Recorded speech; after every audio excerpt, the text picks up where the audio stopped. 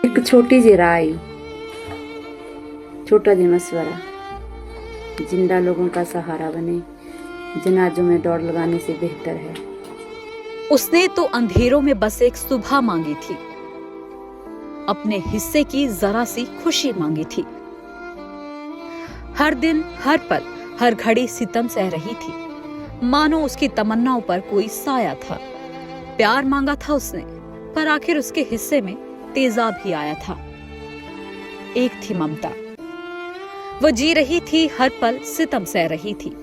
कभी हंस भी लेती तो फिर रो पड़ती, इस उम्मीद में कि कभी तो अंधेरों के बाद उसकी जिंदगी में सुबह आएगी, कभी तो हालात बदलेंगे, कभी तो एक नई शुरुआत होगी। इन्हीं आशाओं के अधीन उसकी जिंदगी कट रही थी और वो दर्द सहती रही।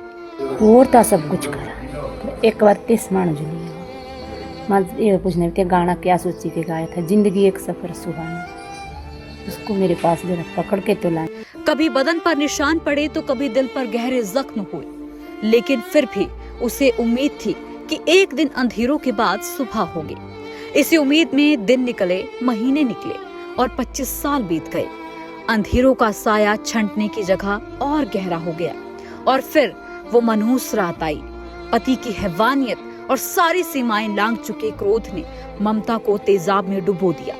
सर्द रातों में उसका शरीर और आत्मा पीजीआई के बिस्तर पर तड़पती रही।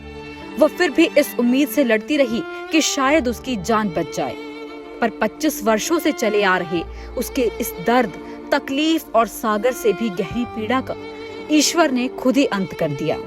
और आज ममता फिर घर लौट रही है, कफन ओढ़े अपने सपनों के शहर मंडी में। आज उसका अंतिम दिन होगा। उसकी अंतिम इच्छा अनुसार हनुमान घाट पर उसका अंतिम संस्कार किया जाएगा। ममता ने आखिरी सांस लेने से पहले अपने पति को कड़ी से कड़ी सजा देने की फरियाद कानून से की है, तो वहीं उसने ये भी कहा कि उसका अंतिम संस्कार उसके ससुराल या मायके में नहीं, बल्कि मंडी शहर के हनुमान घाट में किया जाए। आज दोपहर बाद तक ममता की देह को उसके परिजन मंडी लेकर पहुंचेंगे और अंतिम संस्कार के साथ ही ममता की दुख भरी कहानी हमेशा हमेशा के लिए खत्म हो जाएगी। लेकिन फिर भी ममता की आत्मा को एक उम्मीद रहेगी, न्याय की, कानून से इंसाफ और सरकार से उसके बच्चों को सहारे की।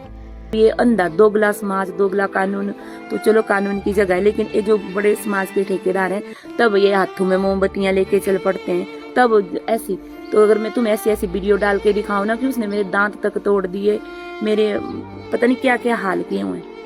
मैं पहले भी कहती रही और चीखती रही कि ममता का दर्द हमारी सरकार और दिल्ली में बैठे नेता क्यों नहीं सुन रही हैं।